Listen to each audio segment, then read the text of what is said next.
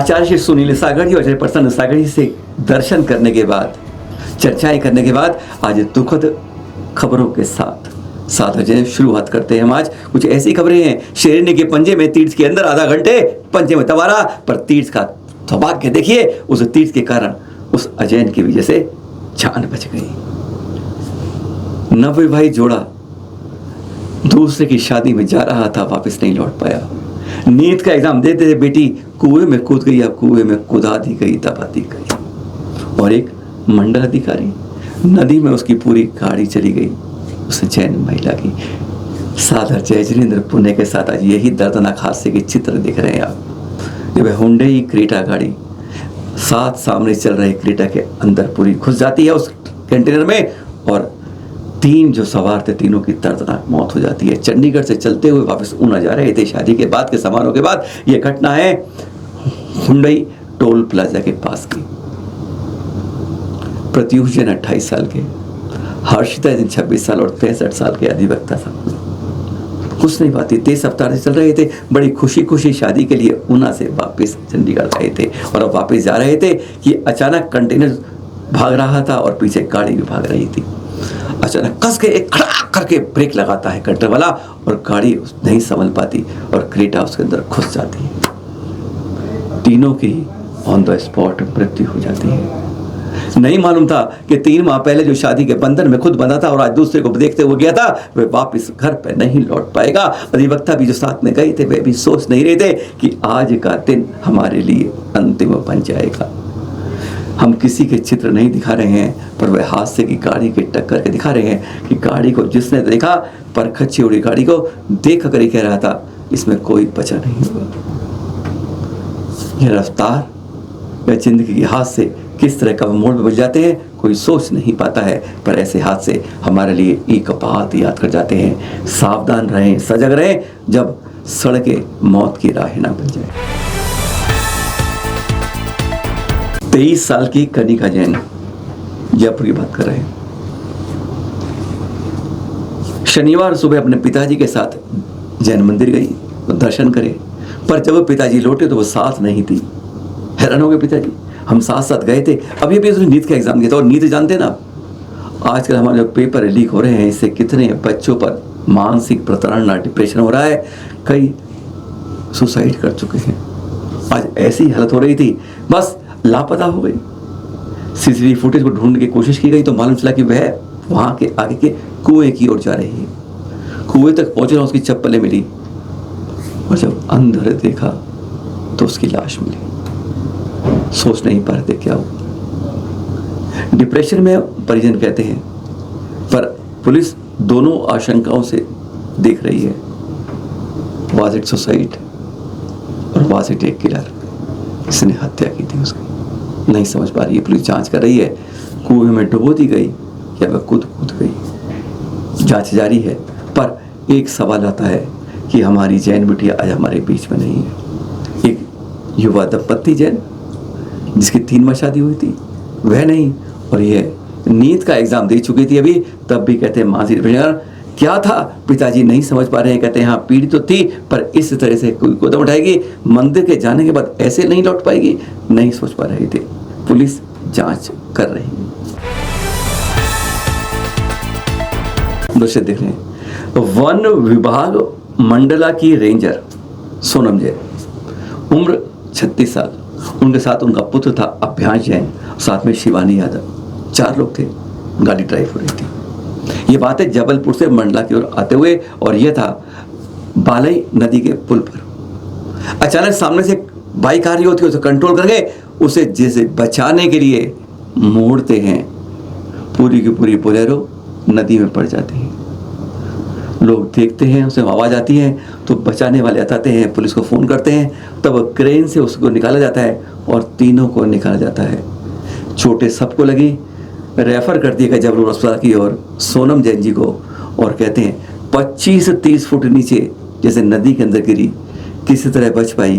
कहते हैं कुदरत का ये करिश्मा था, या कर्मों के अंदर अभी आयु की रेखा बाकी थी, इसलिए जान बचाई। पर जब वह देखते हैं, ये दृश्य थे वहीं के दिखा रहे हैं आपको, उस रात के लगभग 9:30 बजे की घटना है जब यह हादसा हुआ। एक को बचाने में कहते हैं अपनी जान चली जाती है। कुछ हाईवे पर इस तरह से अंत की अंतहा हो जाती है। 6 जुलाई सुबह 9:30 बजे के पालीताना के पास के क्षेत्र देख रहे हैं अभी। विश्वास नहीं कर पाएगा कोई, आप में से कुछ ने देखे होंगे ये, पर पूरी कहानी कोई नहीं जानता होगा। एक गाय को चरवा रहा था, नाम बता देते हैं उसका। सुबह 9:30 की घटना थी। वह चरवा रहा था कालू भाई बोदा भाई परमार, गाय को चरा रहा था। सामने लोग देख रहे थे, यह वीडियो फुटेज वो दिखा रहे हैं आपको। जब वह चरा रहा था, सामने देखा उसने एक शेरनी सामने है, बचने की इंतजाम नहीं है, और उसने 2 कदम उछल के बाद उसे पकड़ लिया पंजे में। यह चित्र देखने लायक है। पालीताना के आसपास इस समय गिरनार के पास बहुत शेर शेरनी घूम रहे हैं। उसने एक उसके हाथ को पकड़ लिया, मुंह में दबाया।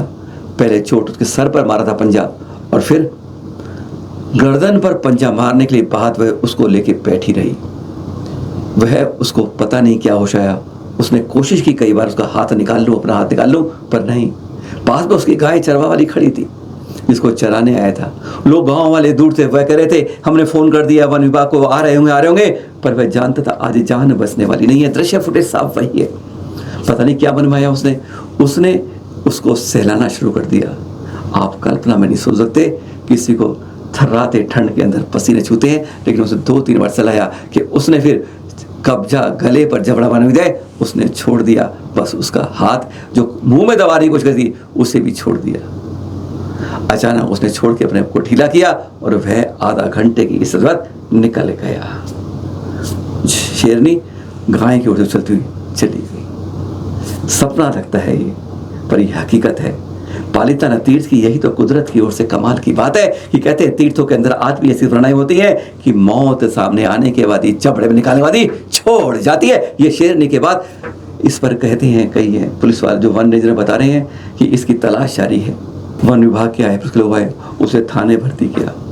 सर पे काफ़ी चोट आई, गले की झपड़ी। उसने बताया यह सहलाने की बात, सारी बातें उसने खुद बताई अपने मुख से। जब चैनल वाले कही आ गए कि आधा घंटे भी शेरनी के जबड़े में रहने के बाद भी कोई जिंदा बच सकता है, यह संभव नहीं होता, वही उसने वहां बताया। सुनेंगे एक बार उसको जो उसने कई चैनलों को दिया। एक चैनल की निर्भय की हम आपको फुटेज दिखा देते हैं, सुन लीजिए। छोटी सी बात जो उसने बताया, मैंने हाथ से सहला रहा था, पता नहीं तीर्थ के करिश्मे में क्या पा रहा था। सुन लीजिए। ઘટનામાં એવું છે કે હું ગાયને નેણ કરી અને બહાર નીકળ્યો એટલે આગળથી હું ઊભો હતો નાળા એટલે હમણાં ઊભો હતો એ આ લોકો ગામવાળા કે ફોરેસ્ટવાળાને ફોન કર્યો હમણાં આવે છે બરાબર છે એટલે હું પાછા વળે એમ ગયો એટલે એણે સીધી દોટ કાઢી એટલે મને આપો મારીને પાડી દીધો। પછી મારો હાથ મોટામાં પછી અડધી કલાક એ મારી હારે બેઠો। પછી મેં છોડવાની કોશિશ ઘણી કરી પણ છોડ્યો। પછી મેં એને હાથ ફેરવ્યો એટલે એણે મારો હાથ છોડી દીધો। પછી મારી ગાય બાજુમાં હતી ત્યાં એ ઠેકડો મારીને લઈ ગયો। નહીં, નથી આવ્યો। જાનવરનો ત્રાસ બહાર ગામની બહાર હતો પણ હવે ઠેઠ ગામમાં કરી ગયા છે। अगले दिन 7 जुलाई को फिर कल्याण जी आनंद जी पीढ़ी के संवेग भाई जी ने यह पत्र जारी किया, चिंता व्यक्त की उसके ऊपर, और उन्होंने साफ कहा कि यहाँ पर अब यात्रा करने के लिए अकेले मत कीजिए, सुन लीजिए, सामूहिक रूप से एक साथ यात्रा कीजिए, क्योंकि यहाँ पर वन्य जीव अब जंगल से इधर आने लगे हैं और बहुतायत में हमले भी अब होने लगे हैं। साथ में वन विभाग के दिशा निर्देश पत्र में लिखा है उनका भी पूरा पालन कीजिए। तीर्थों पर जब यात्रा कीजिए, गिरनार या यहाँ पर पालीताना में, सावधान रहिए, सजग रहिए, छेड़खानी मत कीजिए। क्या हो रहा है नैनागिरी तीर्थ पर, समझ के बाहर है। कुछ चित्र आपको दिखा रहे हैं, सोच नहीं पा रहे कि क्या कर पा रहे हैं नैनागिरी तीर्थ पर। पता है हमारे पास जो रिकॉर्ड मिल रहा है 2012, 2016, 2021, 2022, 2023, 2025, 5 जुलाई, फिर जुलाई। क्यों आफत आई? यह है समोशरण के अंदर देखते हैं, रेशमगिरी नगरी तीर्थ कहते हैं। समोशरण जिनालय में जो क्रमांक 2 का जो है मंदिर है, उसकी खिड़की काट के फिर चोर पहुंचे। प्रतिमाओं को ले जाने की कोशिश ही कहते असफल रहे, प्रतिमाएं नहीं ले सके। फिर कहते हैं दान पेटी पे हाथ मारा और फिर दान की राशि लेके चले गए। बार बार जो ये चोट हो रही है हमारे इस तीर्थ पर, साफ लग रहा है कि सुरक्षा में बहुत बड़ी चूक हो रही है। चाहे वह पुलिस के विभाग की ओर से हो, पुलिस की व्यवस्था है वहाँ पर, लेकिन कोई चौकसी नहीं हो रही। और यह बात साफ दिख रही है कि यहाँ पर नए तीर्थ पर कहते हैं 1 आधा दर्जन चोरियाँ पिछले 10 सालों 12 साल में हो गई है, बार बार। लेकिन हम फिर आश्वासन एक बार कि हम उन्हें पकड़ लेंगे, सब कुछ कर लेंगे। कमेटी ने इनाम की घोषित की है, पर यह कुछ समझ नहीं आ रहा कि हमारे इस तीर्थ पर बार बार क्यों पुलिस वालों के सामने यह चोर निशाना बन जाते हैं। जब वो सपा सुबह बदला है तब शिकायत कर पाते हैं। इसकी जानकारी फिर हमें राकेश रागी जी जो है प्रवक्ता उन्होंने दी है, और पता चला है कि यहाँ पर जो है रजत सकले जी पुलिस अधीक्षक SP उन्होंने आश्वासन दिया है कि हम इसको पकड़ लेंगे, पर हम सुरक्षित कर पाएंगे तीर्थ को। यह आश्वासन से कभी हकीकत में नहीं बदला है। वैज्ञानिक संत आचार्य श्री निर्भय सागर जी 5-6 जुलाई आगरा छिपीटोला की बात कर रहे हैं। यहाँ पर जरा भव्य जिन्हें दीक्षा दी गई और एक पद उपाध्याय दिया गया। ये चित्र दिख रहे हैं यहाँ के, जब यहाँ पर उनके द्वारा इसकी जो आयोजक थे पार्श्वनाथ दिगंबर जायसवाल जैन उप पंचायती मंदिर छिपीटोला के द्वारा दी गई। यहाँ पर जो मुनि श्री शिवदत्त सागर जी महाराज को अब न्यापक रूप में उपाध्याय पद पर प्रतिष्ठित किया गया, तथा साथ ही ये पारसधाम में जो हुई यहाँ पर जो कोटा के मोहना भैया जी हैं उन्हें यहाँ पर मुनि दीक्षा दी गई। दोनों के दृश्य पे दिख रहे हैं आचार्य श्री निर्भय सागर जी द्वारा पदोन्नत और मुनि दीक्षा। ये दृश्य दिखा रहे हैं, वैसे पुराने हैं, बजरंग बड़ के 4 दिन पहले की बात के दिखा रहे हैं, जब अचानक वैसे होते हैं हमारे सब संत अतिथि, बगैर तिथि के आते हैं और बगैर तिथि के चल देते, और वही बढ़ दिए। चांदखेड़ी राजस्थान की आंखें लगने लगी, चलो आज हमारी तरफ इंदौर से हो गए आएंगे, पर बीच में ही अब जिनसे चलन महाराष्ट्र में 3 दिन पहले चर्चा की थी, मनीष गौरी सपना मोदी उनके घर पर जाकर जब बात हो रही थी, सुविधाम में बात हो रही थी, तब उन्होंने ही श्रीफल चढ़ाया और गुरुवर सुधा सागर जी का चतुर्मास इस बार, और सब अटकलों को विराम लगाते, बड़ा विराम लगाते हुए उन्होंने सुमति धाम इंदौर में करवाने की जैसे कमर कस ली है। अनियत बारी है, हम गारंटी लिए थे, पर संभावनाएं पड़ गई हैं, और इस बार इंदौर के अंदर एक नहीं 2 बड़े चतुर्मास अब होंगे। इस बार इधर गुरुवर सुधा सागर जी का सुविधा में, और उधर गुरुवर आचार्य सुनील सागर जी जो भी अब प्रवेश कर चुके, और सुमति धाम में वे 11-12 को प्रवेश करने वाले हैं। और वहीं बजरंगगढ़ की गुना के देख रहे हैं कि शिलनोज के दृश्य किस तरह गुरुवर कर रहे हैं। यह एक सबसे कठिनतम चर्या को लोग मानते हैं। एक बार अपनी दाढ़ी मूछ कर बाल उखाड़ के देखिएगा, पता चलेगा। और गुरुवर देखिए किस तरह से। पर हाँ, अब इंदौर के अंदर कहते झमाझम ऊपर तो बरस रहा है, और वह ज्ञान की गंगा भी, जैसे यमुना गंगा का संगम होता है, वह महासंगम अब इंदौर में देखने को मिले। इस वालों का अभिनंदन, काम की बात है इसलिए। ये बताएं आपको, ये बात है हमारे जयपुर के अंदर कहें तो तारानगर चूरू कस्बे के अंदर 1200 वर्ष प्राचीन है तीर्थंकर शीतलनाथ जी का दिगंबर जैन मंदिर। वहाँ से 4 अष्टधातु के बताएं 28 जून को चोरी हो गई।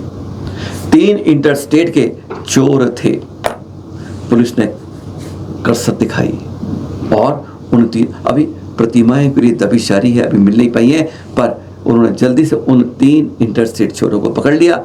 और इसलिए समाज द्वारा पुलिस का सम्मान किया जा रहा है, और पुलिस ने आश्वासन दिया है कि हम आपकी जो प्रतिमाएं हैं उन्हें भी तुरंत पूरी तरह से सुरक्षित आप तक पहुंचा देंगे।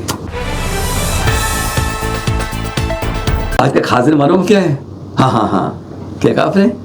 9 जुलाई। अच्छा, हिंदी दीदी बता रहे हैं आप? आषाढ़ कृष्ण की दशमी, बिल्कुल ठीक। और क्या बात है?